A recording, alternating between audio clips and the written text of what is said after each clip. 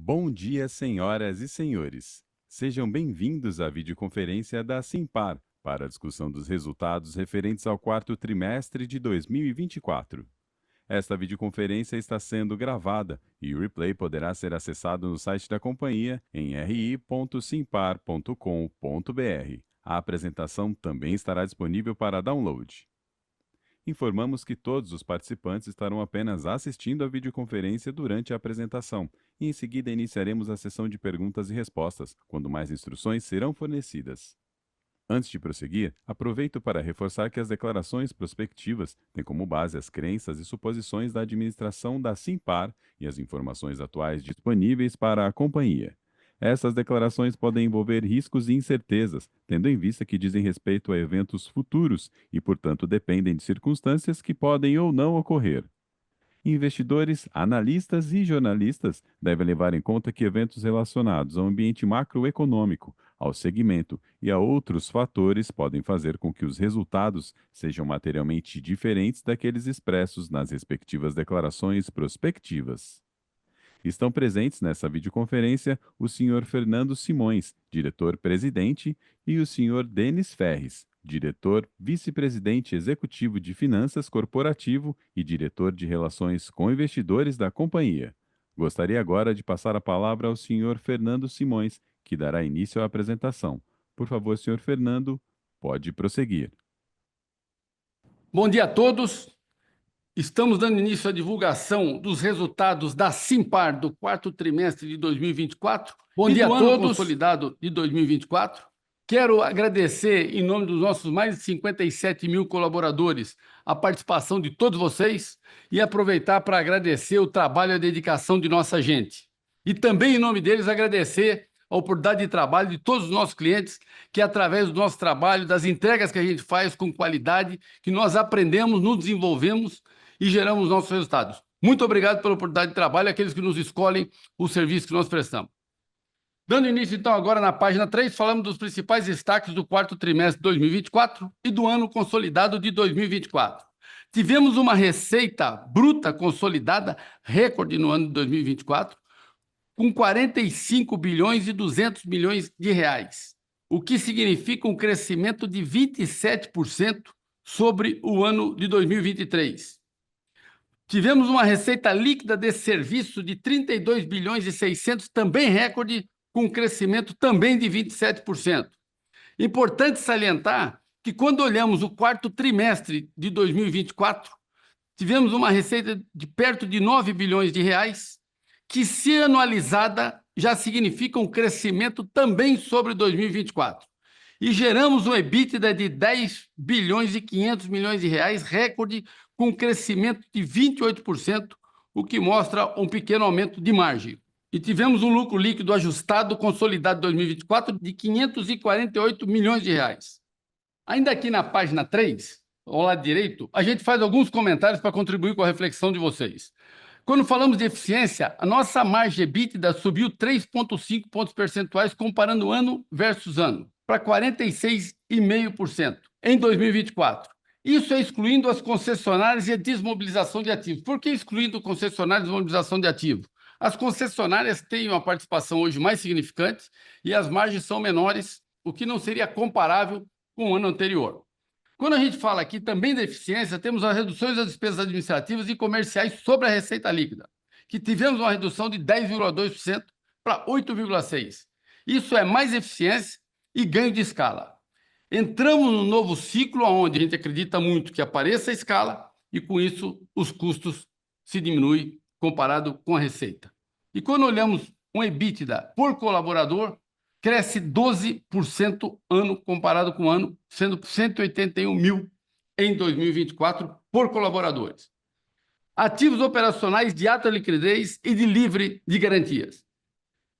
A gente sempre diz, e quero reforçar, a qualidade dos nossos ativos quando nós compramos, pensando sempre na venda, no ciclo do giro dos nossos ativos. Tivemos uma receita de vendas de ativo recorde de 7,8 bilhões de reais em 2024, que significa um crescimento de mais de 28% sobre o ano anterior. Temos uma base de ativo de 42 bilhões de reais, todos eles de uma forma ou de outra muito similar com esses que foram vendidos, o que prova a nossa capacidade de venda e a alta liquidez e a qualidade dos nossos ativos. Temos uma posição de caixa robusta, faz parte do nosso planejamento estratégico. A gente tem amplo acesso a fontes de capitais mais diversas, como vocês conhecem, e faz parte da nossa estratégia ter uma liquidez no caixa, que hoje do grupo consolidado é de 15,6 bilhões, 3 vezes superior à dívida de curto prazo, e fizemos captações de 13 bilhões e 700 milhões em 2024, o que mostra a capacidade da nossa gente da área financeira em fazer a gestão de caixa, busca por captação, sempre se antecipando as oportunidades. Com todo esse movimento que foram feitos, iniciamos uma redução de alavancagem, fechando o quarto trimestre com 3,6 vezes dívida EBITDA. E fizemos também, no final de 2024, a reorganização em linha com a nossa estratégia de Vamos com Automóvel. Reorganização a qual foi aprovada por 92% dos acionistas minoritários votantes da Vamos.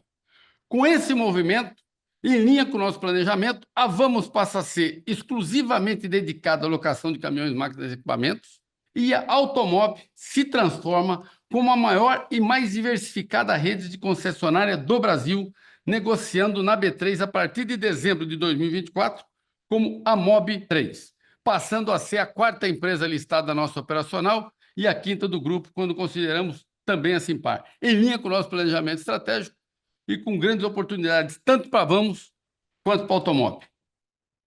Passando então agora na página 4, quando a gente apresenta a consolidação das bases construídas nos últimos anos, em linha com o nosso planejamento estratégico definido pelo nosso conselho, de todas as companhias, que a gente construiu a escala, a infraestrutura, gente preparada, e agora nós estamos entrando num novo ciclo para a extração de valor de tudo isso que foi construído de cada negócio.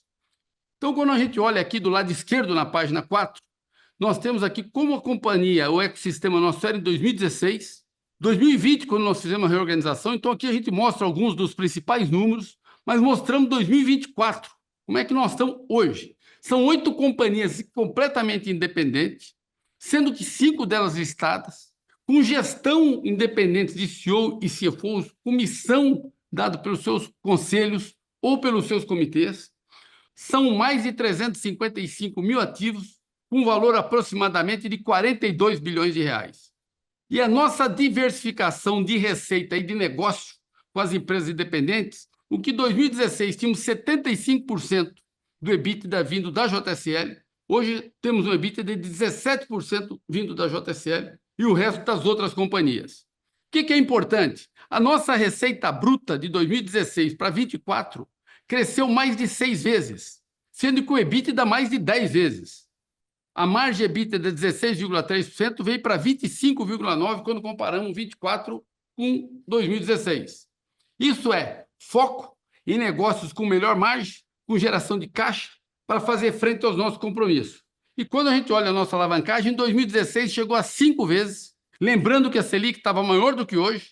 Em 2024, fechamos com 3,6 vezes, mesmo após a construção de tudo que foi construído nos últimos anos e que ainda não iniciamos a extração de valor de tudo que foi construído. Aqui na página 4, a gente faz alguns comentários para contribuir com a reflexão de vocês. Entramos num ciclo de extração de valor de todas as bases das empresas que foram construídas e a consolidação dessas bases. Temos hoje escala, loja, gente, inclusive resultou numa barreira de entrada no nosso ecossistema. Tivemos um crescimento nos últimos 4 anos de mais de 43% da nossa receita ao ano. Sem criar nenhuma expectativa, nós acreditamos que estamos preparados para a maior geração de caixa dos nossos negócios, com menor investimento, não só pela maior eficiência, mas especialmente como estamos preparados as bases para extrair valor dos nossos negócios. A extração de valor das bases construídas será a maior geração de caixa com menor necessidade de investimento, porque os investimentos já foram feitos. Agora chegou a hora da geração de caixa. Maior eficiência dos ativos. Temos um mix adequado, temos a ocupação, compramos diariamente ativos de alta liquidez e de qualidade. Modesta à parte, temos a capacidade da nossa gente de fazer a gestão desses ativos, o que contribui muito, não só na implantação, na desmobilização, mas na qualidade dos ativos que são desmobilizados, que mostra, no último ano, a nossa capacidade de venda é devido à qualidade desses ativos. A disciplina na gestão dos contratos, nos contratos existentes e nos novos contratos. Em modesta parte, temos capacidade técnica e operacional de negociação, de realinhamento, sempre que necessário, independente do que está previsto os reajustes anualmente nos contratos. E temos trabalhado forte na redução de custo e de despesa para fazer frente ao aumento de custo e aumento de juros.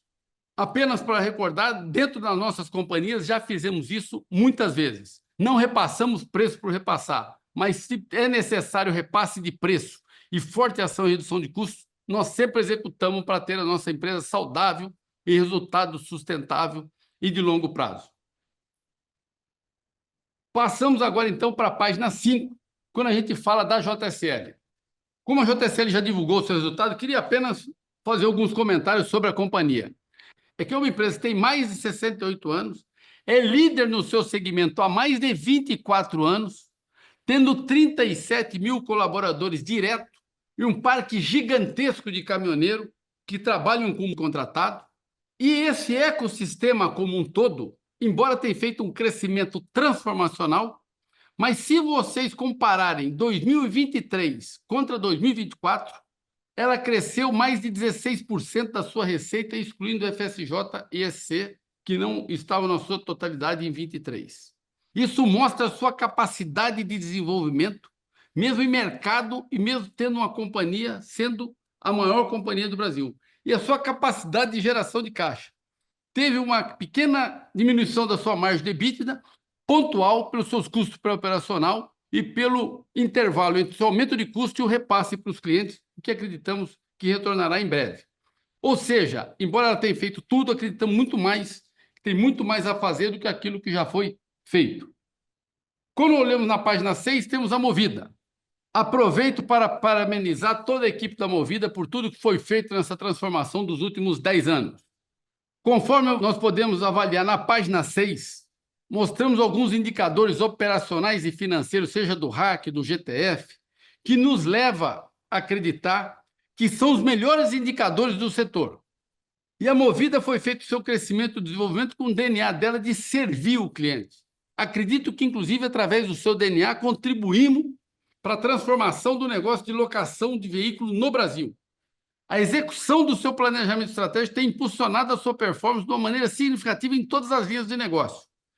E pela primeira vez, em 2025, a gente entra num novo ciclo com a Movida. O que significa esse novo ciclo? Hoje ela tem escala, está com as suas lojas e infraestrutura montada, tem gente, conhece extremamente de precificação, tem a capilaridade necessária e o mercado automobilístico voltou à normalidade ao seu patamar de antes do Covid, ou seja, tem disponibilidade de frota, de mix, tem preço justo, o que dá a oportunidade da Movida usufruir desse sistema, agora com escala e preparado. Embora esteja muito feliz com tudo que foi feito na Movida, acreditamos muito na capacidade da nossa gente de fazer um ciclo de desenvolvimento extraindo o valor de tudo que foi construído. Passando, então, aqui para a página 7, a gente fala da Vamos. A Vamos finalizou a sua reorganização, tirando as concessionárias de caminhões, máquinas e do agro, passando a ser uma empresa com foco exclusivo no segmento de locação de máquinas e caminhões. Isso a gente acredita que vai trazer mais produtividade, mais eficiência operacional.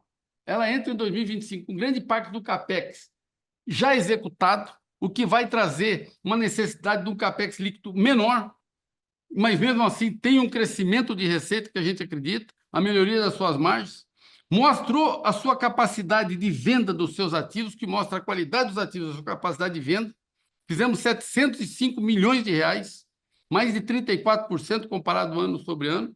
Mostra uma rentabilidade sustentável, seja do ROIC, seja do ROI, em linha com o seu planejamento estratégico. Entra 2025 com foco em locação de máquina, caminhões e equipamentos, na eficiência operacional, em otimizar o seu capital empregado e, com isso, a consequência, acreditamos que vem a desalavancagem. Estamos muito felizes com esse novo momento e a trajetória toda resiliente da Vamos, sendo uma empresa líder no segmento e com grande potencial de contínuo crescimento. Passando agora para a página 8, temos a Automob. A Automob, com esse movimento da Vamos, tirando as concessionárias, que se transforma no maior e mais diversificado grupo de concessionárias do Brasil. E em linha com o nosso planejamento estratégico para os próximos trimestres, a equipe está focada na eficiência operacional, nesse aumento de produtividade, seja por ponto, por negócio, por atividade. E também disseminar melhores práticas por negócio. E é normal você ter uma diferença por operação, por concessionária, e otimizar a sua estrutura de capital, seja através da melhoria das suas margens, seja através da diminuição do estoque do agronegócio. A oportunidade de melhoria da sua estrutura de capital ela é muito grande. E aproveito a convidar vocês para uma reflexão, para olhar no balanço dela o que tem de estoque pago. Eu acredito que é mais ou menos acima de R$1,5 bilhão de estoque pago, o que faz frente à sua dívida com tranquilidade. É um negócio extremamente diferenciado e com grande potencial ainda de crescimento e de consolidação, seja orgânica, com mais venda por ponto, como seja através de aquisição também. Passando aqui, então, para a página 9, temos a CS Infra, que tem um portfólio de concessões que o foco em pouco investimento e sim empregando um alto nível na qualidade e na eficiência de prestação de serviço. A gente acredita que o maior diferencial nosso, DNA do nosso grupo, é servir, são as pessoas. E seja PPP ou seja concessão, o nosso foco é negócio de pouco capex e foco na prestação de serviço. Através desses pilares, a gente tem a certeza que a gente vai se diferenciar na prestação de serviço, contribuindo com a sociedade, na melhor prestação de serviço do governo à sua população.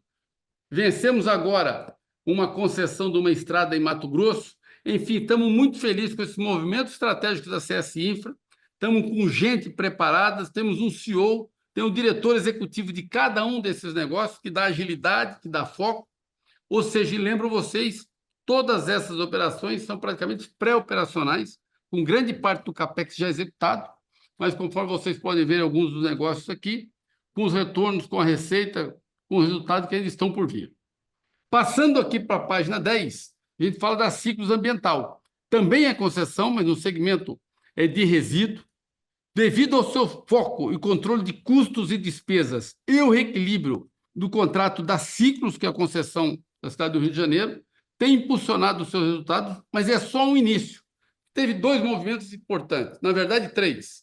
É a redução do seu custo, da sua despesa, é o reequilíbrio contratual da sua concessão, o reequilíbrio também de um contrato de biogás, que temos uma aliança comercial com uma empresa dentro do nosso aterro, mas esses resultados ainda não impactaram em 2024, vão impactar parte em 2025 e na sua totalidade em 2026, o que vai contribuir ainda para a melhoria da estrutura de capital e do resultado da companhia. Estamos muito felizes, também focado nela hoje, na eficiência operacional, na redução do custo, que a receita já está extremamente contratada e é um ativo de alta qualidade ambiental impressionante. Passando agora para a página 11, temos a CS Brasil, uma empresa especializada em terceirização de frota de serviços com motorista, cresceu 15%, 24 sobre 23, e nós acreditamos muito no potencial, pois a eficiência dos governos vai buscar serviço com mais eficiência, mais produtividade, então também tem um espaço significante para serviço de logística com frota e operação, também no segmento de frota da CS Brasil. Passando agora para a página 12, nós temos aqui a BBC, e aqui vocês podem ver o crescimento através de novas operações, de uma forma orgânica, a geração de novos contratos, mas mais do que isso, o início do resultado com a melhoria. Se você expurgar os comissionamentos que são pagos no início da operação, se você diluísse esse custo durante o período do contrato, o resultado seria muito maior do que aqui apresentado.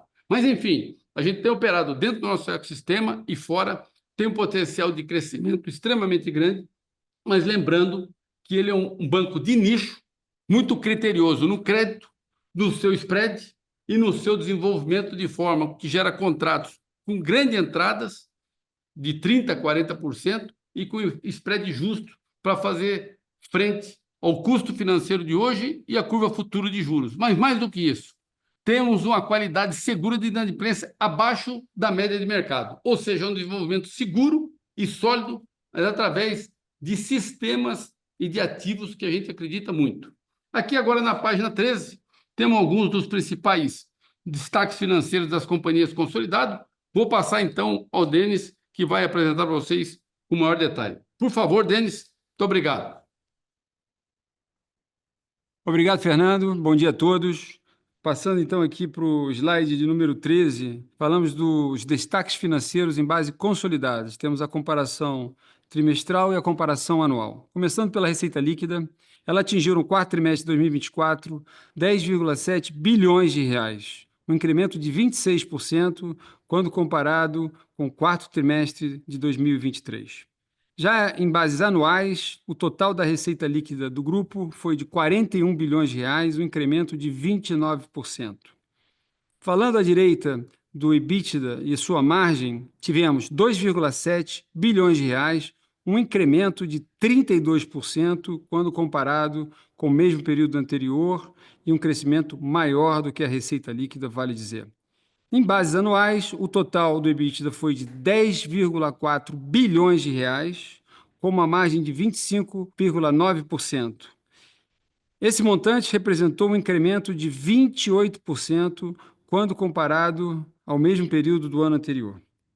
Já o lucro operacional, medido aqui pelo EBIT, totalizou no trimestre 1,6 bilhão de reais, com uma margem de 15,4%, mostrando uma melhoria em relação ao mesmo trimestre do ano anterior e um crescimento do lucro operacional da ordem de 38%.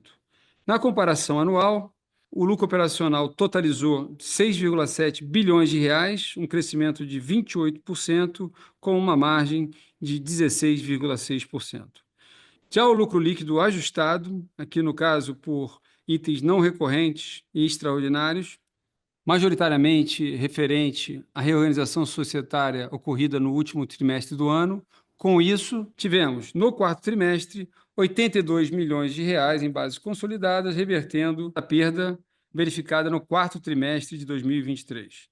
Em bases anuais, o total do lucro líquido ajustado de 2024 foi de 548 milhões de reais, que também reverte o resultado negativo apresentado no ano de 2023. Aqui no lado direito da página, falando especificamente de uma análise sobre a margem EBITDA consolidada, essa no ano de 2024 foi de 25,9%, ou seja, 0,1 ponto percentual melhor do que o ano passado. Mas queria enfatizar, quando a gente retira de dentro dessa margem o efeito dilutivo que tem o negócio das concessionárias, dado o seu perfil de varejo, a nossa margem EBITDA de serviços sem as concessionárias foi de 46,5%, o que representa, na mesma base, em comparação com o ano de 2023, um incremento de 3,5 pontos percentuais. Com isso, então, gostaria de passar para a próxima página de número 14, onde falamos um pouco do perfil de endividamento do grupo em bases, primeiramente, consolidadas, e, na sequência, falaremos da holding, Simpar como holding de forma individual. Então, falando de base consolidada, a dívida líquida do grupo totalizou 40,7 bilhões de reais, com uma posição de caixa e liquidez na ordem de 15,6 bilhões de reais, um prazo médio da dívida líquida de 4,3 anos e um índice de cobertura de dívida de curto prazo de 2,7 vezes, né? Ou, de outra forma, dizer que esse caixa, essa liquidez, equivale às amortizações até aproximadamente o ano de 2027. Tivemos, dentro desse ano, um volume total de captação no grupo da ordem de 13,7 bilhões de reais, a um custo médio de CDI mais 1,7% ao ano, por um prazo, na média, de 5 anos. Sendo que, deste total de 3,7 bilhões de captação no ano, 2,5 bilhões de reais foram captados no quarto trimestre de 2024. E aqui abaixo, no canto direito inferior da página, falando de alguns eventos subsequentes, nesse ano, o grupo já captou 1,9 bilhões de reais, agora no mês de março, com um prazo de 3 anos, moeda originalmente dólar, foi swapada para reais a um custo de aproximadamente 100% do CDI. Antes de encerrar esse slide, eu acho que é importante frisar o seguinte: embora a gente apresente aqui números de endividamento em base consolidada, a governança existente em várias das nossas subsidiárias, principalmente por serem subsidiárias listadas no novo mercado, no mais alto nível de governança da Bolsa Brasileira, e terem base de investidores distintos, isso permite com que a visão de grupo seja uma visão que reforça esse crédito, mas que cada um desses créditos, especificamente das empresas listadas, pode e deve ser analisado de forma individual, sem que haja qualquer comunicação lateral com as demais empresas do grupo. Passando então para a página de número 15, falando agora da Simpar como holding especificamente e de seu endividamento e posição de caixa, temos que fechamos o ano com uma dívida líquida de 2,7 bilhões de reais, uma posição de caixa e liquidez de 3,5 bilhões de reais, um prazo médio da dívida líquida de 6,3 anos e uma cobertura da dívida de curto prazo na ordem de 12,7 vezes.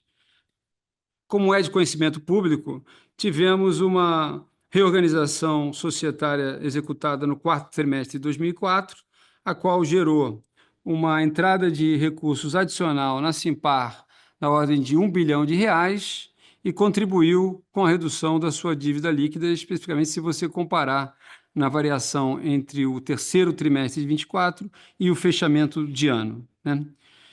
De posse desses recursos, nós efetuamos recompras de títulos e dívidas de própria emissão da Simpar, no total de R$ 510 milhões dentro do quarto trimestre de 2024. Passando então para o próximo slide, falamos um pouco do momento do nosso planejamento estratégico, onde enxergamos uma menor necessidade de investimentos e uma maior capacidade de geração de caixa. No primeiro quadro, no meio da página, temos que a gente fez um investimento na ordem de 10 bilhões de reais, em linha com a geração de caixa do ano, mas é importante frisar aqui que houve antecipação de investimentos que estavam programados para o ano de 25. Então, o ano de 25, com certeza, se beneficiará em relação a essa antecipação que foi efetuada, né? Lembrando que em anos anteriores, quando a gente estava em forte período de construção, o montante do investimento chegou a superar em mais de 2 vezes o volume da geração de caixa daquele próprio ano, né? No próximo slide, no slide número 17, a gente apresenta um pouco dos índices de alavancagem e suas diferenças conceituais. O que é mais frequente de ser falado e verificado é a dívida líquida EBITDA, com base aí no critério que a gente tem para as emissões no exterior, que fechou o ano de 2024 com 3,6 vezes. Isso não só é menor do que a gente reportou no terceiro trimestre de 24, mas também é menor do que a gente reportou ao final do ano de 23, certo? Agora, existem duas outras métricas aqui, uma que é a dívida líquida sobre o EBITDA A e a outra que fala da alavancagem do negócio, que esta mostram dois índices muito parecidos. No caso das emissões locais, a gente apresenta aqui um índice de 2,3 vezes, né? E no caso da alavancagem do negócio, à esquerda aqui, a gente apresenta um índice de 2,5. Lembrando que aquilo que a gente está chamando de alavancagem do negócio é um cenário que considera toda a dívida líquida do grupo, mais as obrigações de fornecedores de veículos e equipamentos a pagar, mais o Forplan, mais aquisições a pagar, mais toda e qualquer cessão de direito creditório, e isto tudo deduzido do valor presente esperado do saldo residual dos ativos ao final do contrato. Essa segue a mecânica do nosso modelo de negócio. Então, vejam que há uma convergência entre o que a gente chama de alavancagem do negócio, de 2,5, e a dívida líquida com EBITDA A, de 2,3. É bem diferente do tradicionalmente mencionado de 3,6. Fundamentalmente, porque o tradicional não leva em consideração que nós temos contratos de médio e longo prazo, que são, obviamente, por isso, finitos, e que os ativos com os quais a gente opera, eles retêm um valor residual importante ao final desses contratos, quando então eles serão novamente monetizados. Por isso, a gente entende que isso é a alavancagem do negócio. E essa ficou, então, no nosso critério aqui apresentado, em 2,5 vezes. Na próxima página, a gente aborda um pouco do retorno sobre o capital investido, né? Lembrando que a gente tem isso como foco e é parte da meta dos executivos. Então, apresentamos aqui um ROIC produtivo sob o conceito daquilo que já está em plena geração de caixa ou ajustado por algumas distorções momentâneas, como de estoque. Então, esse número ficou, no ano de 2024, em 13,3% de retorno sobre o capital investido, que se compara com o custo da dívida, também após impostos, de 8,8%. Ou seja, supera o custo de capital de terceiros em 4,5 pontos percentuais. Com isso, então, eu gostaria de voltar a palavra para o Fernando. Fernando, por favor.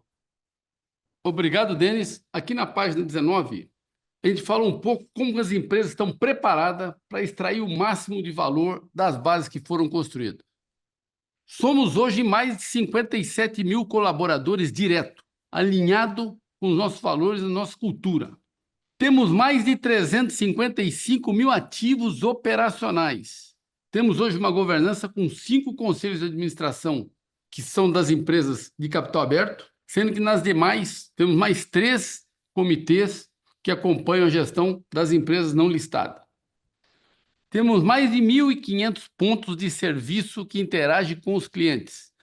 Temos mais de 1,5 milhão de metros quadrados de armazéns que nós operamos, seja de nossos clientes, ou seja, nossas operações para os clientes. Isso são alguns dos nossos principais números que foram construídos ao longo de quase 70 anos da companhia, mas que foi feito um capex líquido de aproximadamente 40 bilhões de reais nos últimos 4 anos. Por isso que a gente entende que as bases estão construídas, são pilares sólidos que vão contribuir para que a gente extraia mais valor através de maior eficiência operacional e rentabilidade. Por quê? Essas bases foram construídas ao longo dos anos, operadas e construídas. Agora nós entramos numa fase de muito mais operação do que de construção. Com isso, a gente vai ter menor necessidade de investimento e, com isso, a geração de maior receita e melhorar o nosso EBITDA e a nossa geração de caixa, usufruindo dessas bases que foram construídas.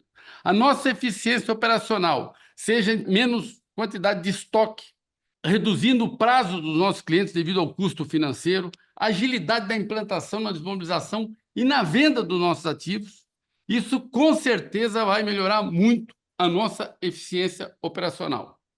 Modesta parte, gente, a nossa equipe técnica tem uma governança e uma capacidade de precificação, não só justa no início, como de regular o contrato através de gatilhos e cláusulas bem definidas quanto a reajuste, mas também em realinhamento de preço a 4 mãos junto com o cliente sempre que necessário. Ou seja, a qualidade dos contratos que entram, mas a nossa gestão dos contratos são fundamental no resultado dos nossos negócios, especialmente no momento desse de maior inflação e maior custo.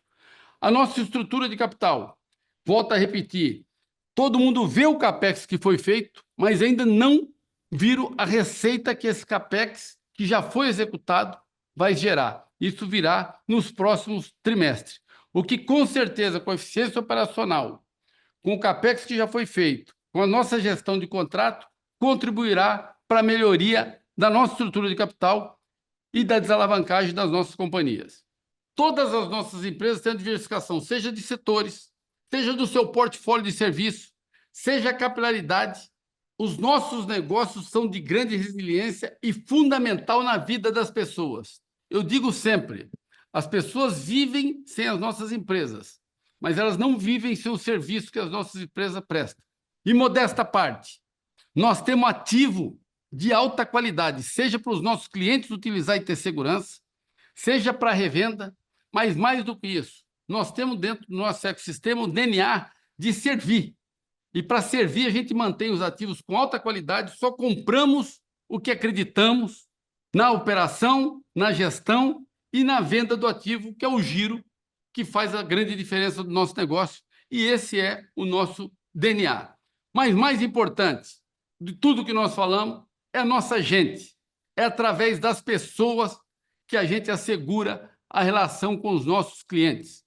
Temos relação há mais de 68 anos com um dos nossos clientes, vários clientes com 30, 40 anos, e isso só é possível porque que o nosso maior elo que tem não são os nossos ativos, nem a nossa capilaridade. Os nossos ativos, a capilaridade da nossa gestão foi feita em cima de gente, que é o maior diferencial da nossa empresa, que executa com excelência, com grandes diferenciais, tudo aquilo que o nosso conselho tem alinhado para que seja executado. Isso é que nos dá a segurança, gente, de dizer e afirmar a vocês, sem criar expectativa, que nós acreditamos muito nos resultados que virão para frente para os próximos trimestres, na extração de resultado de todo esse ecossistema e de cada companhia. Quero, então, aqui agradecer mais uma vez a participação de todos vocês e abrir aqui para pergunta e resposta. Mais uma vez, em nome dos nossos mais de 57 mil colaboradores, muito obrigado pelo tempo e pela atenção de todos vocês. Obrigado.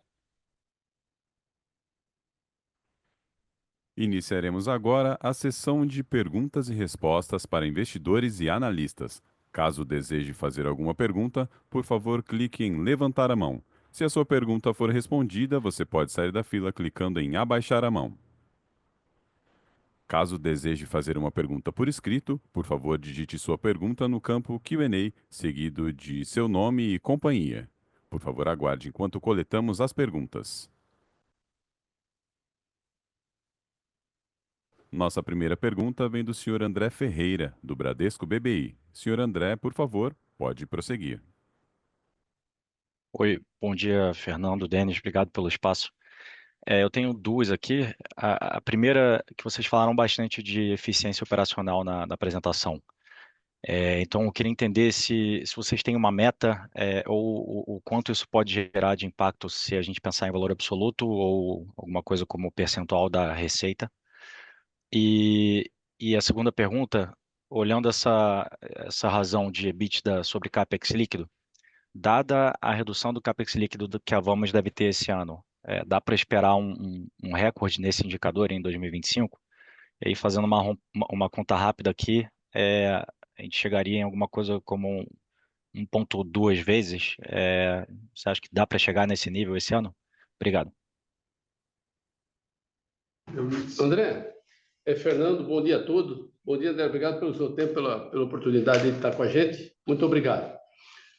Quando a gente fala de eficiência operacional, André, aqui, Fernando, nós estamos entrando pela primeira vez no ciclo de todos os nossos negócios principais construído com escala, tamanho e no momento de poder aproveitar e fazer as ações com melhores eficiências operacionais e, como consequência, vem a desalavancagem, vem a melhoria do retorno, vem o aumento de receita com muito menos CAPEX, e podemos falar nisso já já, por quê? E isso alinhado com o nosso planejamento estratégico.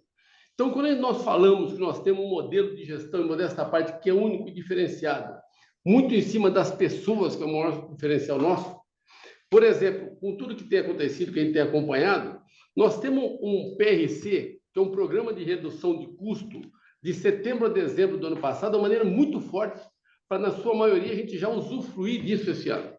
Eu não estou te dando número, mas só para que vocês façam uma reflexão. Se a gente conseguir a cada 1%, né? A cada 1% que eu conseguir reduzir o custo nosso, você tem 500 milhões no ano. Só para dar um número. Não estou aqui com isso, veja bem, criando expectativa, nada. Só para fazer uma reflexão. E nós temos gente que já tem um histórico de entrega em momento de dificuldade e de volatilidade, como você vê o que está acontecendo, nós já vivemos em 2015, 2016, a empresa tem histórico disso. Temos muita agilidade e muita profundidade nas ações. Um outro movimento, quando a gente fala de melhoria, é o realinhamento de preço. Independente dos reajustes previstos em cada empresa, cada negócio, é você repassar o preço para fazer frente ao seu aumento de custo, seja de juros, dos insumos, etc. Isso a empresa tem feito de uma maneira muito forte. Vocês podem ver isso aconteceu na Movida, tem acontecido, a JSL tem comentado sobre isso, sobre a oportunidade. Vamos só fazer uma reflexão também. Se vier só 1% no grupo como inteiro de realinhamento de preço, que é um aumento extra, que não é isso que está acontecendo, tem coisa aí mais que vocês podem acompanhar cada empresa, você teria mais ou menos uns 500 milhões de novo de aumento de realinhamento de preço. Então, só para contribuir. Agora, quando fala de eficiência, como tudo foi construído nos últimos anos, vocês têm acompanhado, então, com certeza, André, nós temos a oportunidade de ter muito menos ativo de estoque do que a gente tem, seja na Vamos, seja na Automóvel. Nós temos a oportunidade de melhoria de processo e de preço, ainda mais na Movida do que está acontecendo, seja no prazo da mobilização, da desmobilização. tem batido recorde na venda por loja de seminovos. O mix vendendo em seminovos é maior do que toda a história nossa no varejo. Quando você olha o mix da Movida no aluguel do RAC eventual e no mensal, também tem sido um diferencial para melhoria de preço. Isso tudo é que a gente fala de eficiência operacional, né? A JSL tem conquistado contrato e tem avaliado a questão de alugar ou não ativo, comprar ou não, dependendo. Tem feito isso, nós estamos falando é eficiência operacional, que a gente acredita muito que vai contribuir com a melhoria do nosso resultado. É isso que a gente fala de eficiência operacional na prática, André. Exemplo do automóvel, o número de vendas por loja, seja de usados ou de seminovos, você tem um histórico aí que foi apresentado pelo automóvel de crescimento de mais de 30% no primeiro ano e no segundo ano também. Depois, é lógico que você não consegue fazer isso ano para frente. Mas isso você tem um histórico de entrega. Isso é eficiência operacional. Não estou criando, mais uma vez, estimativa. Vou dar um exemplo. Você tem loja que fatura R$23 mil por produtivo, por pessoas do pós-venda, e loja que está faturando 17, 18. Se você tirar essa diferença com 2 mil colaboradores que a gente tem no pós-venda, quanto que dá isso de receita de melhor? Enfim, tem muita coisa para ser usufruído, e o grupo entra agora pela primeira vez com foco nisso após a construção de tudo que foi feito, fora as sinergias que tem de automóvel, seja de F&I, seja, enfim, a oportunidade ela é muito grande, tá, André? Então, passar aqui para o Denis, desculpa ter me alongado, mas acho importante, porque como o grupo tem as empresas independentes, importante para que vocês entendam que a oportunidade de eficiência operacional tem em todas elas e vem nessa escala agora, nesse novo ciclo que a gente está entrando. Por favor, Denis, sobre o vídeo. André, só para benefício de todos aqui, só para uniformizar o entendimento da pergunta, e se eu estiver errado, você me corrige. Você está me perguntando de um índice que é o EBITDA do ano dividido pelo CAPEX líquido do ano, não é isso? A gente poderia ter um índice de 1,3, que seria aí um recorde, né? Isso. Sem poder fazer a projeção, mas me apropriando de tudo que as empresas já deram de informação, a gente tem, no caso da Vamos, equipamentos disponíveis em casa, né, para aluguel, o que certamente beneficia esse índice no nível da Vamos. A gente tem o foco na eficiência, no caso de Movida, como também já foi falado, então também favorece esse índice. E você tem na JSL um foco em operações que fiquem leves em ativos, né? Então, assim, limitado a fazer projeção, eu acho que a gente pode ter um índice muito, muito positivo nesse sentido, né? Ou seja, que o EBITDA em relação ao CAPEX, dado tudo que já foi divulgado, seja realmente algo muito diferente do que a gente experimentou, pelo menos aí nos últimos 4 anos, que foram anos de construção das bases daquilo que a gente pretende usufruir para frente, né? Então, não estou te dando um número precisamente, mas eu estou otimista até que a gente consiga bater o número que você indicou. Perfeito. Obrigado, André. Eu que agradeço. A próxima pergunta vem do senhor Matheus Santana, da XP. Senhor Matheus, por favor, pode prosseguir. Oi, Fernando, Denis, boa tarde. Eu tenho 2 perguntas aqui, as 2 são focadas na parte de dívida, tá? A primeira é pensando aqui na dívida da holding, quais que vocês veem que atualmente são as principais medidas que vocês podem tomar para melhorar o cenário e até, se possível, dar uma ideia também do que vocês esperam ver até o final do ano, tá? A segunda pergunta é pensando nas recompras de dívida, de dívidas próprias, né? Que vocês até tocaram nos 520 milhões feitos ali no quarto tri. Eu queria saber se conseguem dar uma ideia do qual que é o apetite que vocês tiveram agora no primeiro tri, que o mês quase já acabou, né? E também qual que é o apetite para frente, assim, de continuar com essas transações. São essas 2 aqui, pessoal. Obrigado.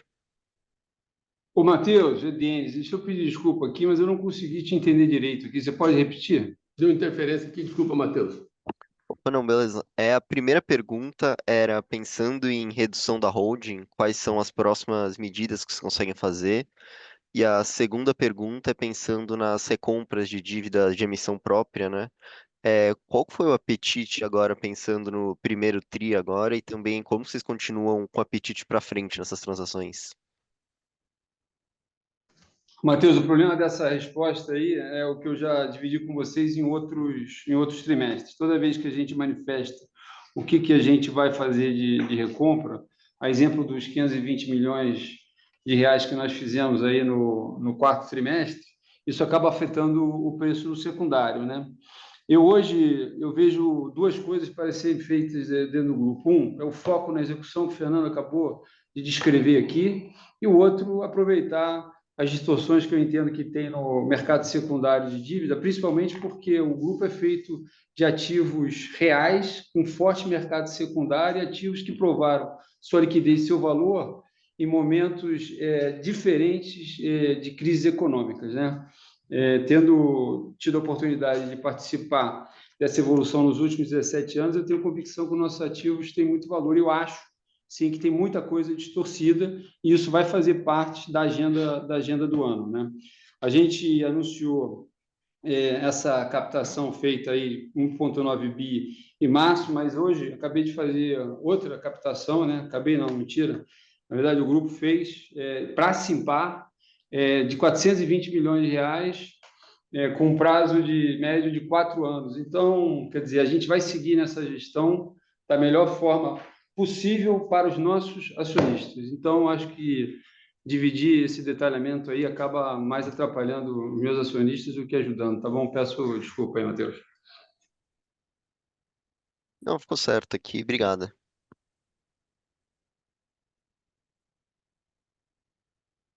A próxima pergunta vem do senhor Pedro Tineu, do Itaú BBA. Por favor, senhor Pedro, pode prosseguir. Bom dia, pessoal. Obrigado por pegar minha pergunta aqui.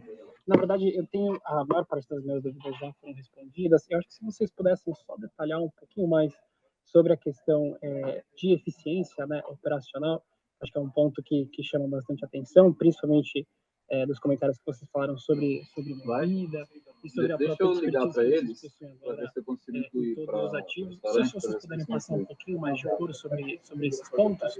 E acho que também essa primeira pergunta, tá?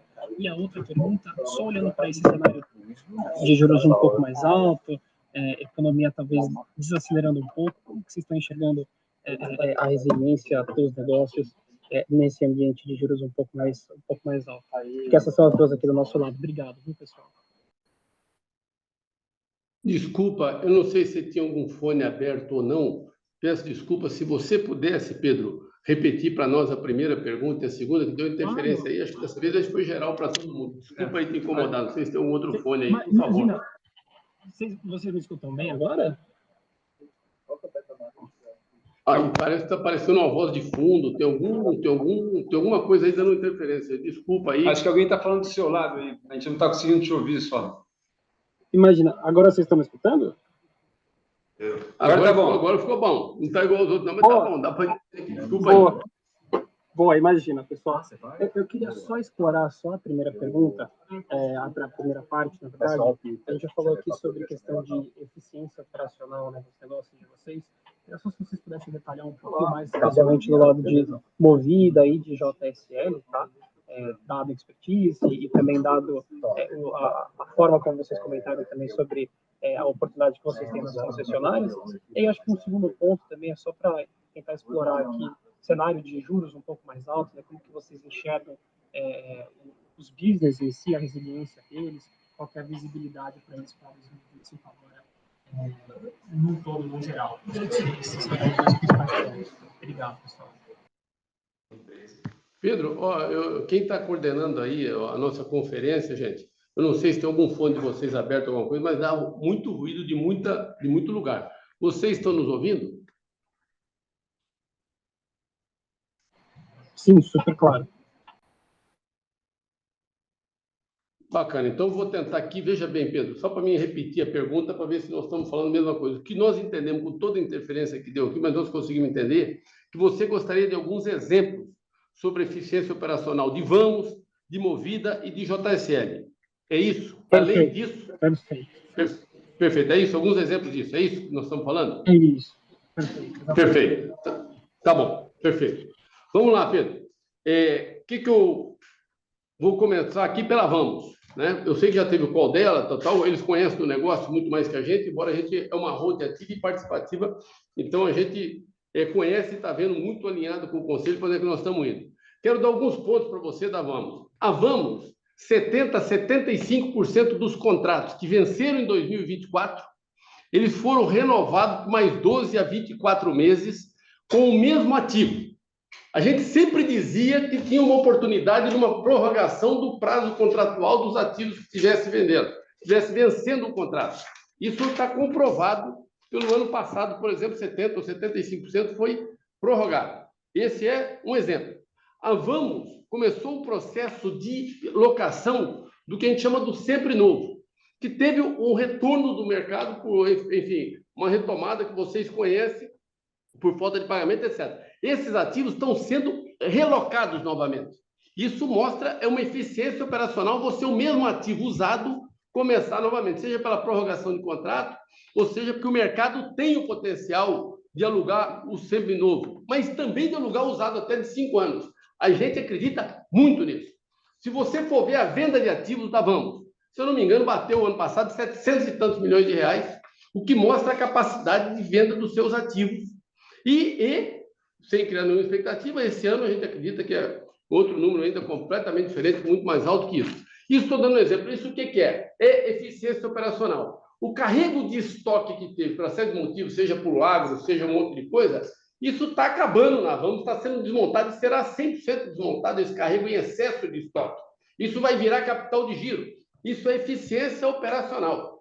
Ou seja, é isso que a gente acredita quando fala da Vamos. Quando a gente fala da Movida, sou parte suspeita em dizer, mas faça uma reflexão sobre os principais indicadores operacionais da Movida. De preço, EBITDA por carro, preço por carro, yield. Nós temos a sensação que hoje isso é uma referência no mercado. Isso chama implantação e modelo de eficiência operacional. E a gente acredita que, embora a Movida tenha mostrado isso nos seus resultados, tem muito mais eficiência para fazer. Aonde? Melhorar o seu prazo de implantação, de desmobilização, o seu custo de manutenção. E esse programa de melhoria de realinhamento de preço, ele tem sido contínuo e acredito que vocês vão ver isso para frente. Isso chama eficiência operacional, a gente tem chamado aqui dentro, e é o foco nosso, é fazer mais com menos. Quando você fala de uma companhia como a JSL, gente, tem crescido 16% a 20% de uma forma orgânica. Se a gente fizer uma conta, nós estamos falando de 1,8 bi de aumento de receita de um ano contra outro, 23 contra 24, de novos contratos orgânicos. Eu não sei se tem alguma empresa de logística no Brasil que tem uma receita de 1,8 bi. Acho que nem o segundo colocado de logística tem essa receita, quando fala do segmento rodoviário de intralogística. Enfim, quando a gente fala de eficiência operacional, na JSL também quem fez essas aquisições, fez essa transformação, tem muita oportunidade de cross-selling, de redução de custo, de sinergia das companhias, que está sendo tirado no dia a dia.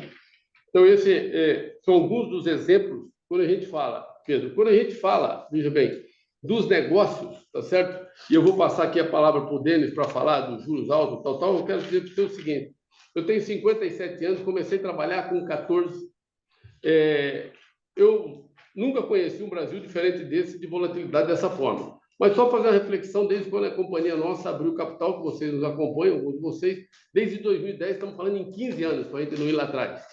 Se você pegar os últimos 15 anos, já teve de tudo, 2009, 2010, crise de 2014, 15, Covid, quando você tem Covid, você tem outro. Então, nós fazemos isso como, Pedro, que a gente supera esse desafio? Eu volto a dizer e insisto nisso. Gente é o nosso maior diferencial, mas nós temos agilidade, temos simplicidade, fazemos uma gestão com profundidade.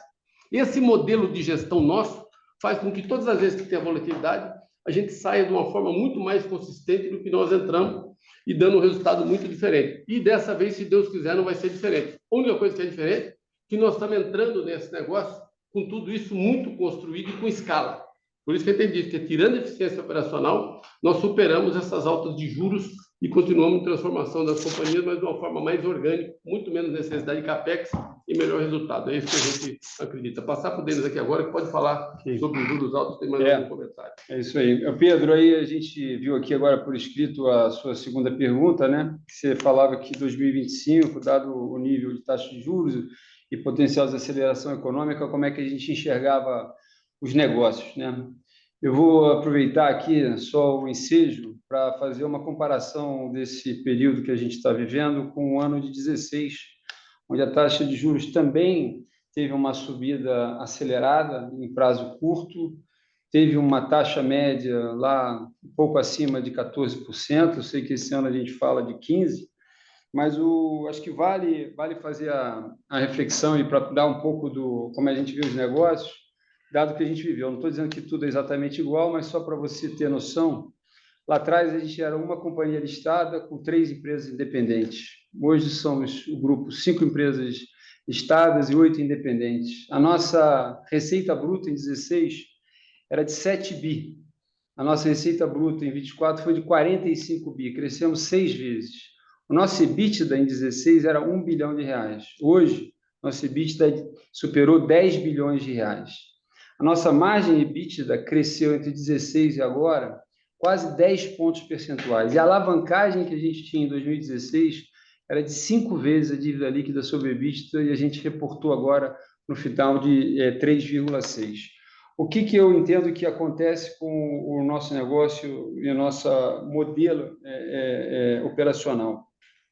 A gente tem o benefício de ter a liderança em quase todos os segmentos que a gente opera. Então, por exemplo, a nossa logística, que é uma logística construída em base de contratos de longo prazo, ela sempre mostrou a resiliência nos mais diversos ambientes. E isso acontece também por quê? Porque o embarcador, ele preza muito pelos seus custos, obviamente, mas ele preza também pela sua segurança operacional. Então, eu costumo dizer que a JSL não é um bom parâmetro numa desaceleração econômica, porque, como todos sabem, o setor de logística no Brasil é extremamente fragmentado.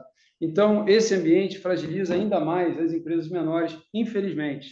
Então, isso acaba por beneficiar a JSL, lembrando dos contratos de longo prazo, com cláusulas paramétricas que permite fazer o repasse de toda a pressão de custos. Quando você vai para a Movida também hoje já é uma companhia que majoritariamente está em cima de contratos de longo prazo.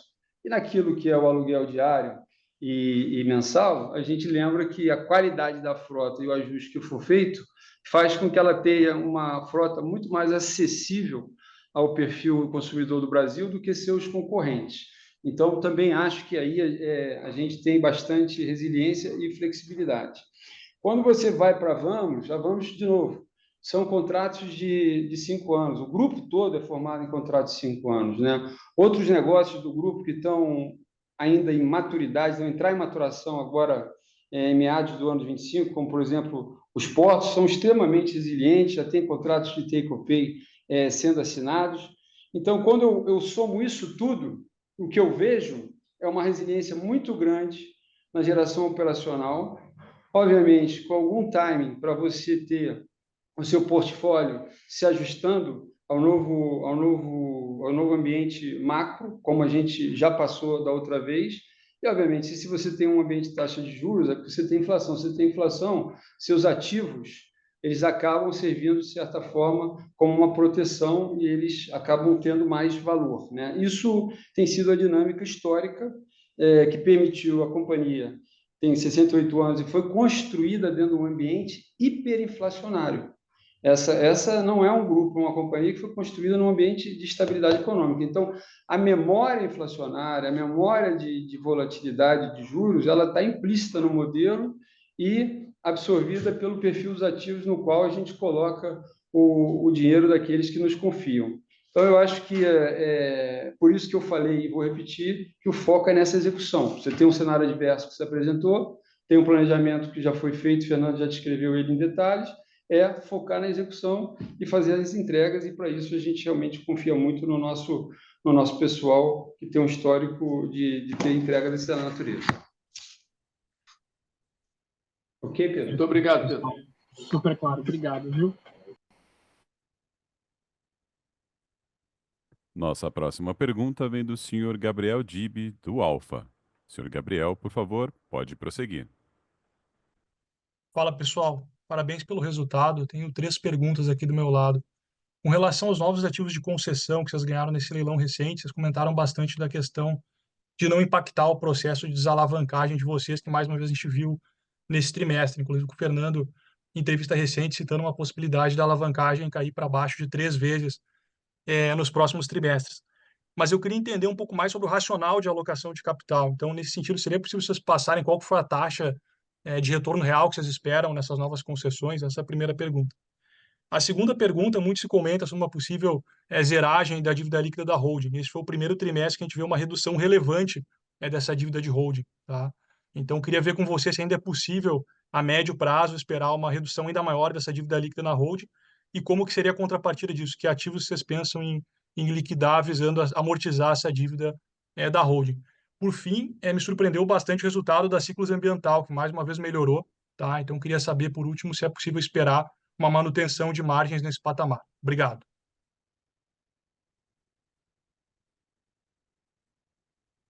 Gabriel, é Fernando, te agradeço, obrigado aí pelas perguntas. Aproveitar para agradecer a você, Gabriel, a participação, em nome dos nossos mais de 57 mil colaboradores diretos. Agradecer, nós tivemos um recorde pela primeira conferência nossa, temos mais de 340 participantes, que a gente nunca teve esse número, então estamos aqui muito felizes. Obrigado. Deixa eu te falar o seguinte, tentar, depois eu passo para o Denis aí do racional, do retorno, enfim, para ele falar. Só para a gente entender o seguinte, primeiro, nós temos que fazer parte da nossa estratégia de entrar nesse novo ciclo buscando desalavancar. Quando a gente fala de desalavancagem, quando você comenta, trimestre a trimestre, com muita serenidade, de uma forma consistente, onde a gente vai sempre convidar vocês a comparar ano contra ano. Porque o trimestre você pode ter uma sazonalidade, por exemplo, nosso primeiro trimestre, como grupo, graças a Deus a diversificação, sempre tem um que vai muito bem, outro vai menos, mas geralmente costuma ser de uma forma, então isso vem pelo segundo, terceiro, mas o ano contra ano, esse é o nosso foco. Nós não estamos dando um guide de 3 vezes, faz parte da nossa estratégia. Sendo muito franco para você, faz parte da estratégia dar até menos que isso. Agora, um negócio que é importante, Gabriel, só para finalizar aí para a resposta, nós não chegamos aqui de susto. Fez parte e alinhado com o nosso planejamento estratégico junto ao conselho de todas as empresas, o passo a passo para a construção disso tudo que foi construído, da mesma maneira para a extração de valor de forma consistente para frente. E quando a gente fala da extração de valor, concessões ou PPP, nós temos hoje a CS Infra, que tem um CEO, que já há mais de ano está aqui liderando ela, com os diretores por negócio. Então, nós temos olhado negócios que não prejudiquem a nossa estrutura de capital, negócios que é menor CAPEX, que tem receita mais rápido, você não depende daquele 4, 5 anos de investimento para vir a receita, ela vem no primeiro ou no segundo ano, que tem retorno consistente para fazer frente à taxa de juros, que a gente saiba que a vocação é serviço, que o que vai encantar a população é a qualidade do serviço e criar do governo, através da sua PPP ou da sua concessão, ser um grande diferencial de relacionamento com o poder contratante, ser a qualidade do seu serviço para a população.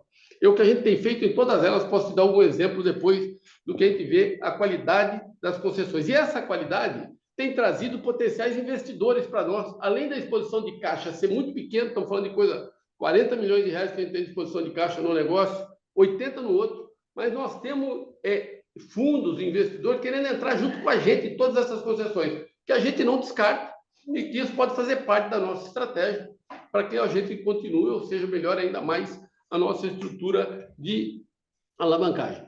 É isso que eu posso te dizer sobre a CS Infra. E acho que a tendência no Brasil é cada vez mais com governos melhores, estaduais, municipais, você ter estas oportunidades de contribuir através da qualidade do serviço. É isso, tá certo? Quando você fala de liquidar ativo, Gabriel, sendo muito franco para você, isso conforme o Denis diz da dívida, isso faz parte da estratégia nossa, nós temos ativos de alta liquidez, nós temos 2 portos, nós temos a Ciclus, mas aí não quer dizer que vai se liquidar ativo, não, porque a gente não trabalha aqui para liquidar, podemos fazer coisa associativa, podemos fazer coisa estratégica, podemos fazer negócio, o que importa para a gente é dentro do nosso racional, do nosso planejamento, que a gente contribua para, com o tempo, até zerar a dívida da holding realmente, mas isso é passo a passo, esse novo ciclo que a gente entra, eficiência operacional e de alocar o capital e de realizar liquidez através de pedaços do que tem sido construído. Isso pode ser de uma forma associativa, pode ser de várias formas e faz parte da nossa estratégia. A Ciclus.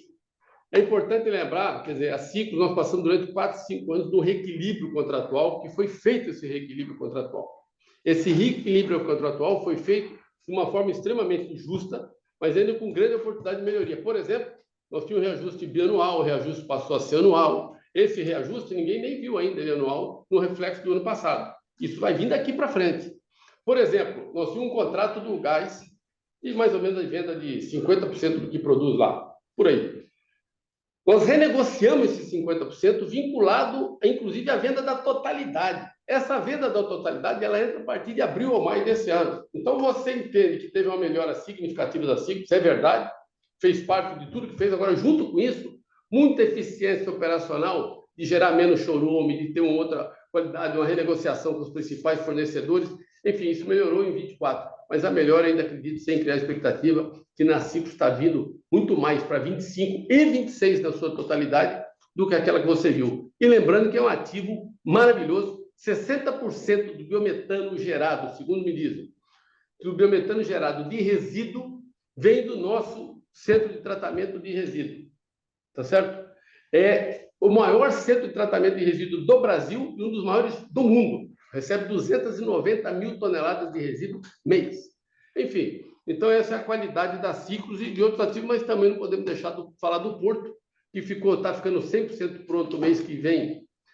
O Porto, o qual tem um planejamento também de faturamento de 70% da sua ocupação já contratada para 2026, com clientes de altíssima qualidade. Então, esses são um pouco dos ativos, o posto da alternativa. Temos várias avenidas para a gente aproveitar e contribuir, gerando valor e contribuindo também para a diminuição, até gerar a dívida da Hold, tá certo? É isso aqui. Quanto a retorno, etc., até da dívida da Hold, deixar aqui com o Denis para contribuir, que sabe mais do que eu aqui. Obrigado, Gabriel, falando dos retornos aí desses projetos, a gente não costuma abrir, até porque isso tem um impacto concorrencial, né? Mas tentando ilustrar um pouco disso, a gente abriu o que é, de acordo com o edital, dado que a gente não está aqui fazendo uma projeção, o que eram os dados do edital em relação à receita, EBITDA, e vocês têm que levar em consideração qual o eventual desconto que a gente deu para poder fazer o cálculo de vocês mesmo.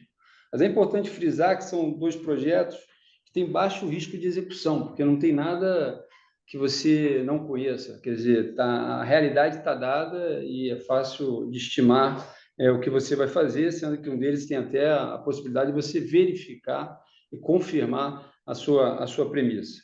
Mas para dar algum tipo de referência para você, eu diria que se pensar no spread em relação ao custo de capital de terceiro que se pensa em levantar, a gente entende que tem no mínimo aqui uns 6 pontos percentuais, né, para o projeto. Isso quer dizer que para o acionista, então, deveria ser maior que isso. Não sei se isso aí te ajuda. Não, tá ótimo, ficou claro, sim. Obrigado. Obrigado, Gabriel. Senhoras e senhores, iniciaremos agora as perguntas por escrito. Por favor, o senhor Denis pode seguir. Muito bem, vamos lá. Então, eu vou ler aqui um pouco das perguntas que a gente recebeu via internet. O Lucas, do Santander. Oi, Lucas, obrigado pela pergunta. Ele fez o seguinte questionamento. Gostaria de perguntar sobre a tendência do balanço. Como vocês imaginam a tendência da linha de cessão de direitos creditórios e fornecedores ao longo do ano? Ô, Lucas, te respondendo aqui dos direitos creditórios, né? Quando a gente olha aí o somatório do curto e longo prazo, nós tivemos até uma redução em 24 versus o ano de 23. Se eu não somei errado, eu acho que a gente tinha 2,3 bi em 23 e agora tem 1,9. Quer dizer, eu acho que aqui essa linha é difícil de fazer a previsão, não vejo grandes alterações. Também não podemos fazer a tal da projeção, mas eu queria te dizer que a importância disso é dizer que isso está sempre disponível, né? Esse é um tremendo instrumento disponível para as companhias do grupo e pode ser oportunamente utilizado. Então, esse é um item. Do lado de fornecedor, eu vou passar para o Fernando, eu não sei se tem exatamente a mesma visão, mas eu vejo uma certa estabilidade em alguns negócios com a tendência talvez até de ter condições mais favoráveis a partir de quem é o nosso fornecedor. Mas eu deixo o Fernando comentar isso, que tem mais propriedade. Obrigado, Denis. Deixa eu aproveitar e fazer uma reflexão. Quando a gente fala da linha de fornecedor, é importante ver que em 2023 o número era maior que 2024. Essa é exceção, essa é sob A exceção. seção perfeita. Só para contribuir aqui, que a seção era maior em 23 do que em 24.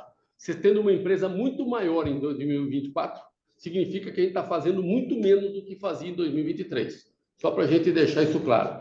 Quando a gente fala fornecedor, também é importante, tá certo? Que eu lembro que nós não temos nenhum fornecedor alongado em banco financeiramente. É todo em cima do fornecedor, ou seja, é prazo real de pagamento. Tá certo? E eu não vejo, contudo, aí estamos falando grande parte disso, eu realmente acho que tudo na sua totalidade é montadora. Pelo contrário, eu só vejo oportunidade disso ainda melhorar, a gente ter um pouco mais prazo. E você vai falar assim, mas então você está perdendo um desconto. Sendo franco para vocês, não estamos perdendo o desconto. Porque é melhor a montadora te dar o prazo e não levar isso em consideração do que ficar no estoque dela muitas vezes. Então é aí que vem o prazo mesmo, é pouca perca de desconto se tem por causa do prazo. Extremamente estratégico para o nosso negócio. Então, e lembrando que quando você fala fora isso pelo mundo inteiro, né, existe o que chama de buyback, que é um carro praticamente você aluga da montadora. Isso aqui no Brasil não tem. Então você vê do jeito que realmente está. Por isso que eu acho que a tendência dos prazos é ter cada vez mais e melhor. É um pouco disso. Não sei se está respondido aí. Estamos à disposição. Obrigado. Vou seguindo aqui, então, Fernando, com as outras perguntas. A gente tem uma pergunta do Gabriel, que fala do impacto dos juros, né? E pergunta se não seria uma boa ter um pouco mais do IPCA, porque seria mais previsível, né? Aqui uma discussão bastante antiga nesse assunto é que toda vez que você faz você reprocessa o que aconteceu entre o IPCA mais spread e o CDI, o IPCA, historicamente, a maior parte das vezes, ele fica mais caro do que o CDI, mas, de fato, o CDI introduz mais volatilidade. Agora, como as linhas são longas também, toda vez que você ficar pré-fixado e seus contratos terminam muito antes dessas linhas, você pode, ao final do contrato, ou depois de ter feito o payback dos contratos, ficar fora de mercado em relação a custo de funding de terceiros. Então, esse é um assunto bastante debatido aqui, de forma recorrente, em que se revisita esse item. A gente já se utilizou de operações derivativas que protegiam contra a alta, enquanto isso tinha um custo financeiro aceitável, mas a gente lembra que os nossos ativos, historicamente, respondem à alta da inflação, então acabam também sendo um hedge natural desse processo. Então, essa é um pouco aqui da resposta para o Gabriel. Continuando, a gente tem o Alexandre Mendes fazendo a seguinte comentário e pergunta. A empresa está sendo vocal em fazer a desalavancagem há pelo menos 1 ano ou 2 anos. Não seria melhor desalavancar as empresas controladas? Alexandre, eu acho que o quadro que foi discutido aqui, uma resposta que foi dada mais cedo, quando perguntou do índice entre EBITDA versus CAPEX, eu acho que está indicando exatamente isso, de forma generalizada.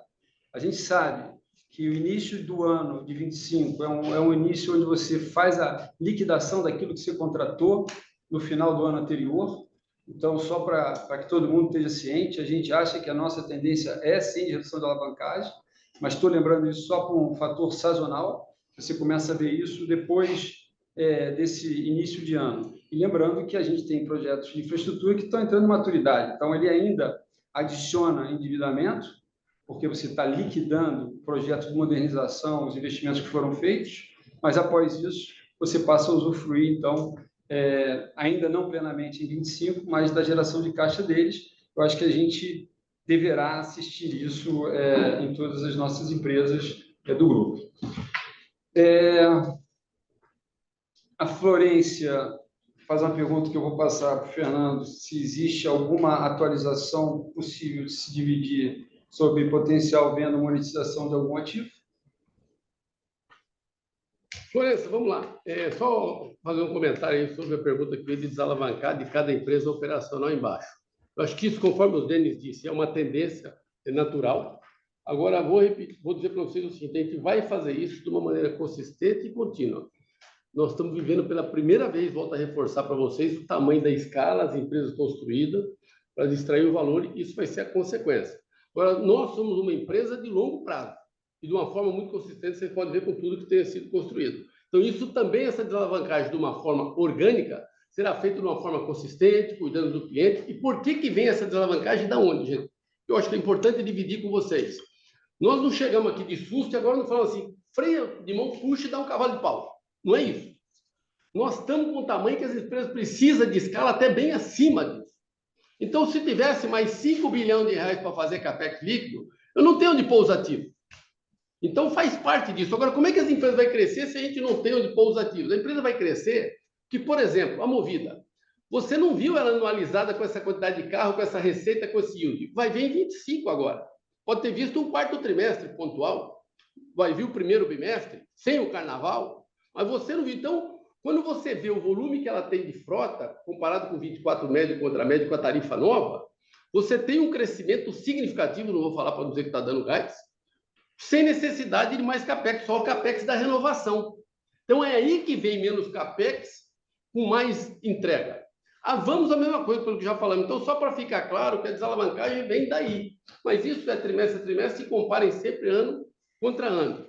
Respondendo agora aqui para a pergunta sobre, aqui a Florença, sobre a questão de ativo. Gente, nós somos uma empresa que nós não temos nada à venda.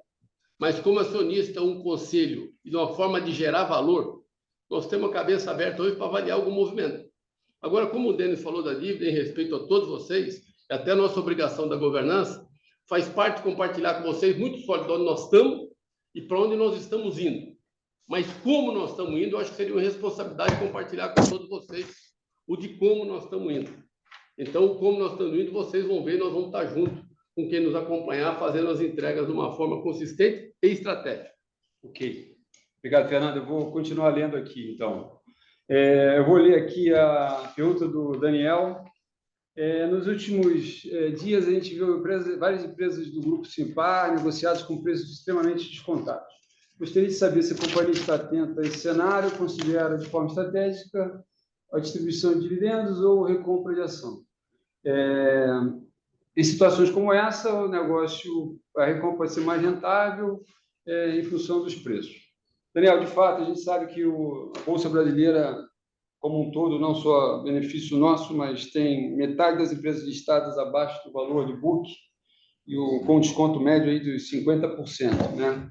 A gente olha, assim, essa oportunidade, vamos dizer, mas a gente tem priorizado aqui a redução do endividamento, que isso acaba por competir com a redução do endividamento. Então, estamos, nesse momento, priorizando a redução do endividamento. Ok? Vou continuar lendo aqui. Próxima pergunta vem de Heloísa. Obrigado pela pergunta, Heloísa. Como enxerga a possibilidade de novos ativos na CS Infra e Ciclos? Existe pipeline? O que demandariam em termos de perfil de fluxo de caixa e de retorno? Vamos lá. Primeiro, só para contribuir aqui, acho que foi o Daniel, a primeira pergunta aqui, contribuir com o que o Denis comentou, é o preço descontado.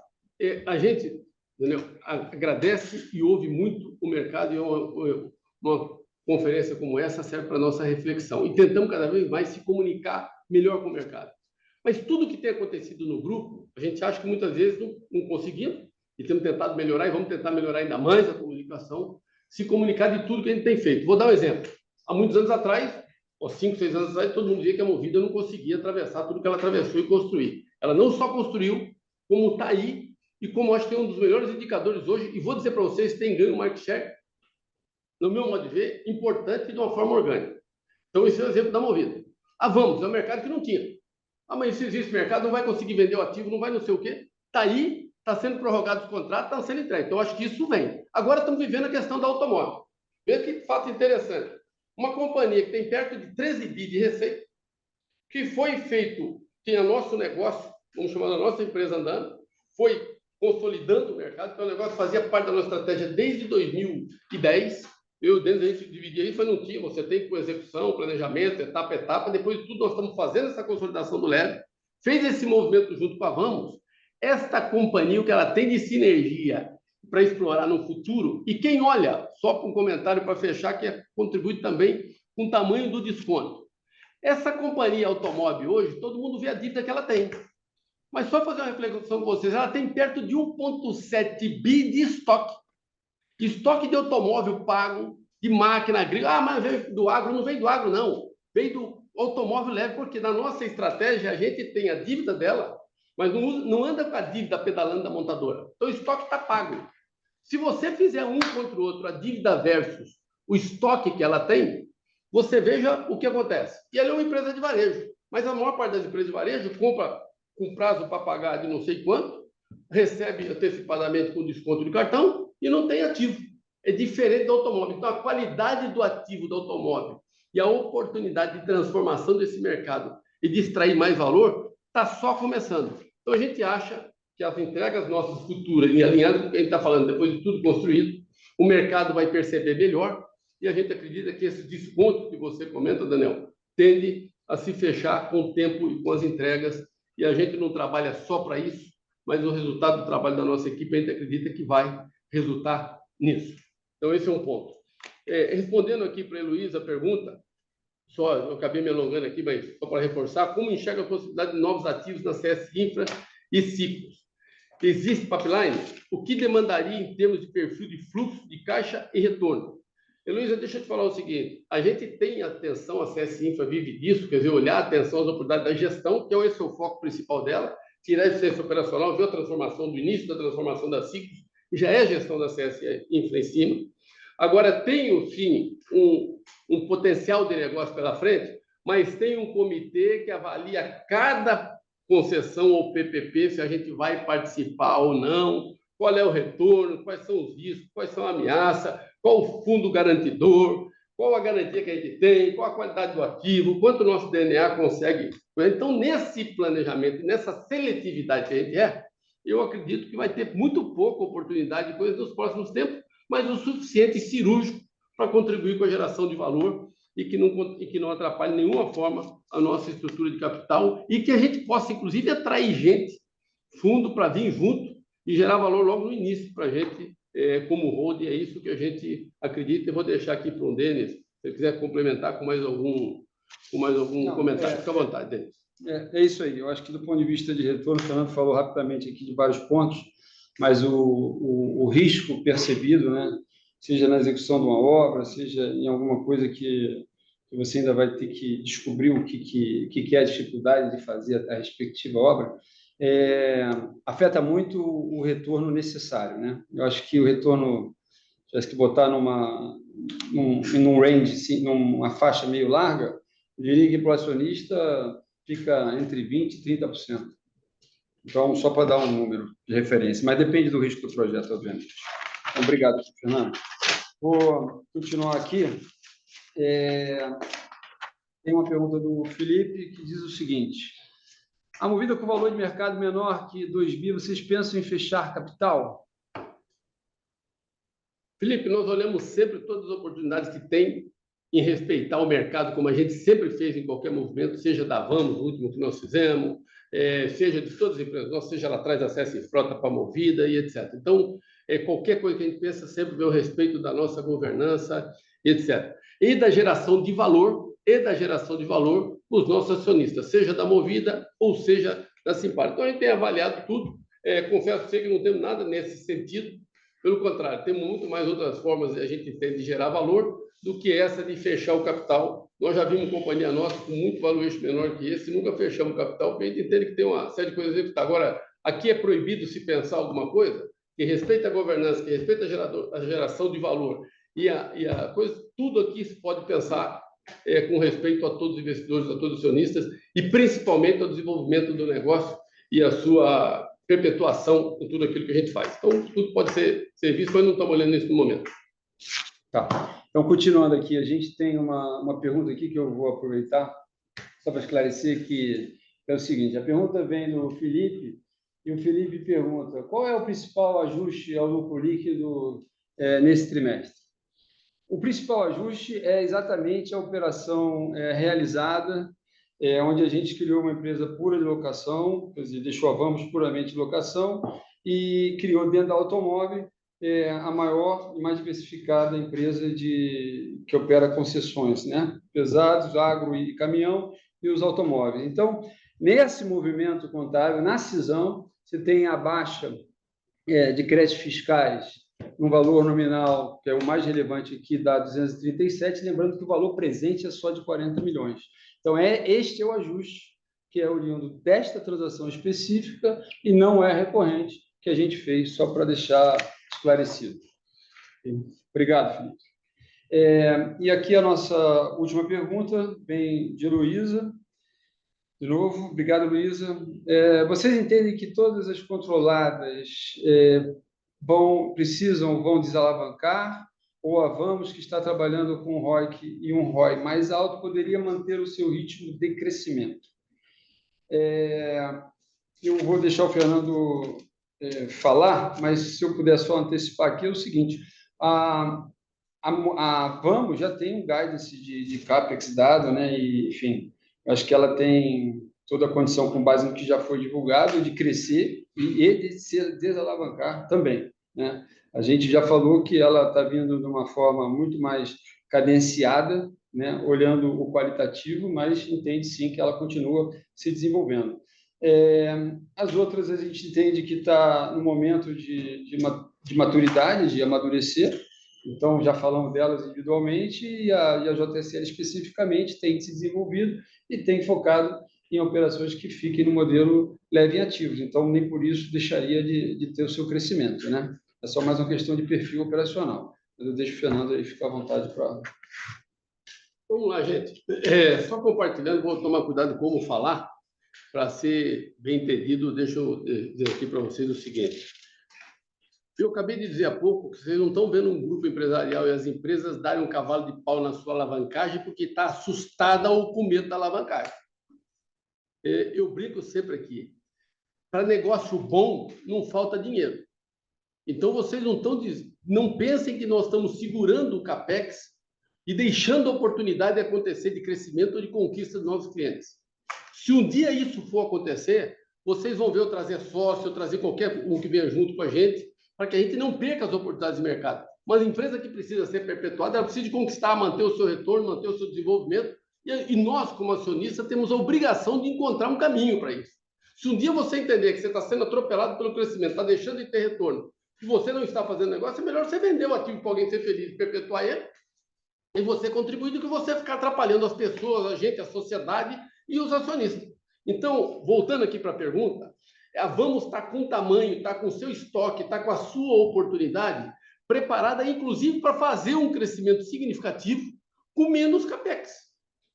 Então, respondendo aqui, a gente vê, e aí não vamos medir por trimestre, vamos ver por ano, gente, a diminuição da alavancagem de todas as empresas operacionais, com a entrega de um crescimento, todas elas, com menos CAPEX, sem deixar e perder as oportunidades.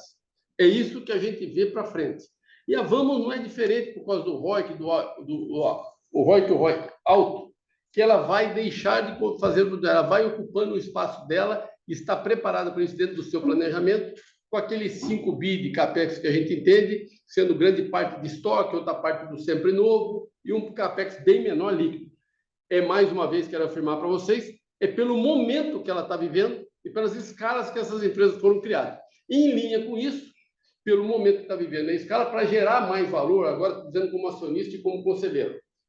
A gente entra numa fase, somos muito gratos às instituições financeiras, ao mercado que nos apoia, e a credibilidade que a gente tem, a capacidade da nossa gente da área financeira aí, liderada pelo Denis, de captação, etc.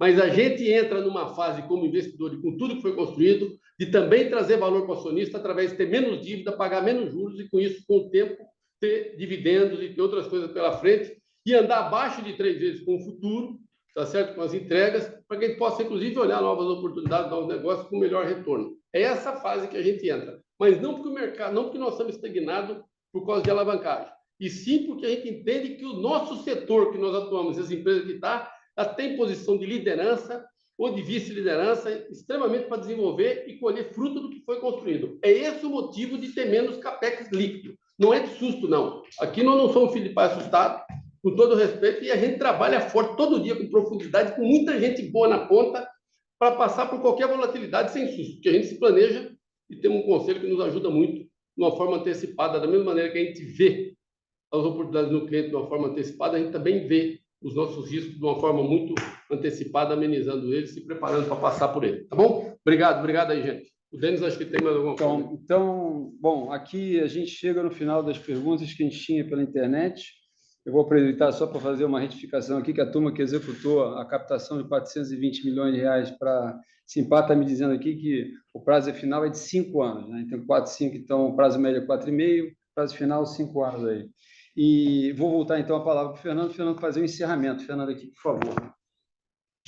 Graças a Deus, como eu sempre digo isso aí, tem gente que faz a diferença na vida da gente. Quem está aqui, eles estão trabalhando, fazendo a captação, dizendo como é que é o negócio, enfim, como tem gente fazendo operação. Então, é bom demais, bom demais. Olha, gente, indo aqui para o fechamento, acho que já foi falado todas as respostas, já foi. Só queria aqui reforçar, que acho extremamente importante, o nosso histórico de ter agilidade, de ter simplicidade. Em momento de volatilidade, a gente supera e tem uma agilidade para sair disso de uma maneira muito mais forte do que muitas vezes a gente entrou. Isso eu considero que é um modelo de gestão nosso, com muita humildade, sempre tem o que melhorar, nós não achamos que somos o melhor do mundo, não. Pelo contrário, a gente acorda todo dia como se fosse o primeiro, temos muito mais a melhorar para fazer para frente do que a gente já fez. Mas o nosso modelo de gestão, pautado com o seu maior diferencial em gente, com negócio resiliente e com relação de longo prazo. Quando eu falo de relação de longo prazo, eu não estou dizendo só os contratos da JSL, que é de 30, 40, tem contrato de 68 anos, não. Nós estamos dizendo no varejo, onde a gente busca tentar encantar o cliente e trazer mais deles. Isso, a prova viva disso é o que é a Movida hoje. O que ela tem crescido de uma forma orgânica e trazido o cliente com CPF, etc. E aí estamos falando de automóvel, como cresce quando a gente adquire. E aí pode passar por todos os negócios, inclusive o de varejo. E no momento desse, vem a questão, como eu disse há pouco, de redução de custo e repasse de preço de uma forma justa, realinhamento alinhado com o cliente. Nós temos que estar sadio para atender os nossos clientes. E os clientes entendem isso quando você tem capacidade técnica e operacional de provar para ele. É isso que a gente tem feito. Estamos realmente num momento novo, de negócios construídos, a infra, a base, gente, estou reafirmando isso. O que vai nos dar a oportunidade de ter o melhor capital de giro, de rodar com menos estoque. Dei exemplo agora da automóvel, tem 1.700 de estoque, não vem do agro, não, vem do agro também, mas vem do estoque novo, tal, faz parte da estratégia, mas dá para trabalhar com 500 milhões a menos de capital de giro lá. O caso da Vamos dá para trabalhar com 900, 1 bi de capital de giro a menos, de ativo entre novos, seminovo, que está parado. Isso tudo vai ser executado agora. Ah, mas então estava ineficiente? Não estava, não. Fez parte do planejamento, do crescimento, se posicionar, e agora a eficiência operacional. As duas coisas juntas é um negócio que não combina, nós não teríamos construído o que foi construído. E agora estamos com essa missão, e a nossa gente tem capacidade de fazer isso. Isso com melhora de giro de ativo, ver o que está se vendendo, seja no varejo, no novo, no usado, seja caminhão, seja automóvel. É isso, gente. Com isso, nós acreditamos que a consequência dessa execução é um resultado, volto a dizer, não cria expectativa para o primeiro trimestre, para o segundo, trimestre, com mais retorno, com a tendência de menos alavancagem no final do ano, de uma maneira consistente e serena, de uma forma orgânica, pode ser que acelere ou não de outra forma, a desalavancagem pode vir a ser diminuída mais rápido, tá certo? Com menor capex, que já foi feito, mas com crescimento, e um crescimento significativo, não vou dizer aqui que é por causa da guides, mas com muito menos capex do que já foi feito. É isso, gente. É um novo momento que a gente está vivendo. Eu quero, mais uma vez, agradecer a todos vocês que nos acompanharam durante a construção de tudo que foi feito, por ter interagido com a gente, muitas vezes nos ensinando de como fazer para frente, ensinamentos esses que a gente tem acompanhado.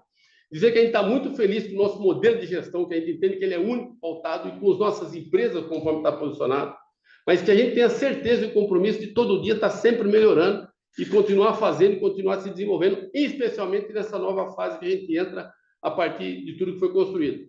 Então, quero, em nome aqui dos mais nossos 57 mil colaboradores, do pessoal que está aqui, do Denis e de todos, agradecer muito a participação de todos vocês. Conforme disse aí, foi o maior recorde que a gente teve de participantes, com mais de 340 participantes.